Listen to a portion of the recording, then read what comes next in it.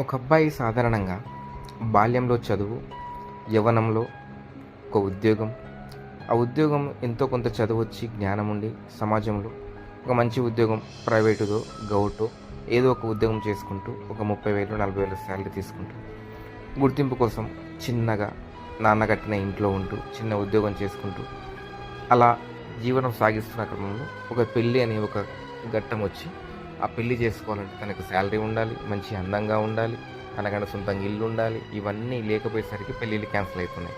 తర్వాత ఏదో కొస్త ఉన్నంతలో ఒక బ్యాంక్ లోన్ తీసుకొని, ఒక ఈఎంఐ కట్టి చిన్న ఇల్లు తీసుకొని, దాంట్లో ఇంట్లోకి మళ్ళీ సరుకులు, తర్వాత కావాల్సిన ఐటమ్స్, టీవీ, ఫ్రిడ్జ్ అనగట్రా అవన్నీ అలాగలాగా అవన్నీ తీసుకొని మళ్ళీ అవి ఈఎంఐలు కడుతూ, ఇల్లు ఈఎంఐలు కడుతూ, వాడు పొద్దుగాల లేచి ఉద్యోగానికి వెళ్ళి ఆ ప్రెషర్లో ఆ టెన్షన్లో ఇంటికొచ్చి పోతూ దాంట్లో పిల్లలు వాళ్ళకు వచ్చే రోగాలు, తర్వాత అమ్మ నాన్న వాళ్ళకున్న అవసరాలు, వాళ్ళ హెల్త్ ప్రాబ్లమ్స్, ఈ ఈఎంఐలు, టెన్షన్లు, ఈ 30 రోజులు ఇలా తిరిగి అలా అయిపోతుంటాయి. వచ్చే శాలరీ సరిపోదు, అప్పులు చేయాల్సి వస్తుంది, ఇబ్బందులు పడాల్సి వస్తుంది, సతమతం అవుతుంటాడు.